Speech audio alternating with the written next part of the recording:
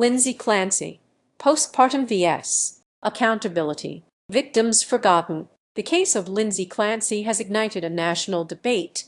When a mother is accused of unthinkable crimes against her own children, where does accountability lie, especially when mental health struggles are involved? Lindsay Clancy stands accused of a horrific act, the killing of her 3 young children, Cora, age 5, Dawson, 3, and baby Callan, just 8 months old. Prosecutors allege she took their lives, then attempted to end her own, after sending her husband out on an errand. Yet, as this tragic story unfolds, Clancy has garnered a surprising wave of support, both online and in person. This public sympathy for Clancy has sparked concern from veteran child abuse prosecutor Jonathan Hatami. He argues that while we must scrutinize failures in the system and by those around Clancy, nothing should ever eclipse a parent's ultimate responsibility for harming their child. Nobody who murders children is a victim, no matter what they are suffering through, Hatami states unequivocally.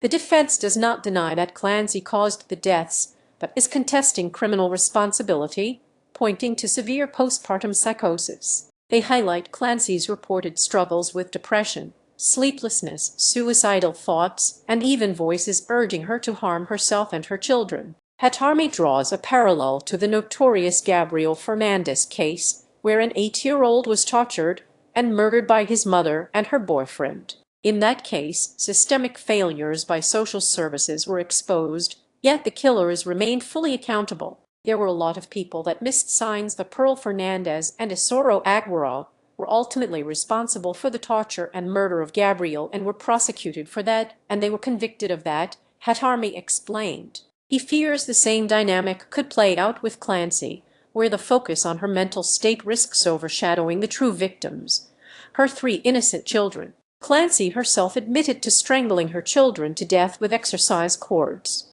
Hatami's stance is firm. If you murder your children, you need to be held accountable and responsible for that, no matter what the whys are, no matter what reasons are. If convicted of first-degree murder, Lindsay Clancy faces a life sentence without the possibility of parole. The debate continues, but for prosecutor Jonathan Hatami, the message is clear.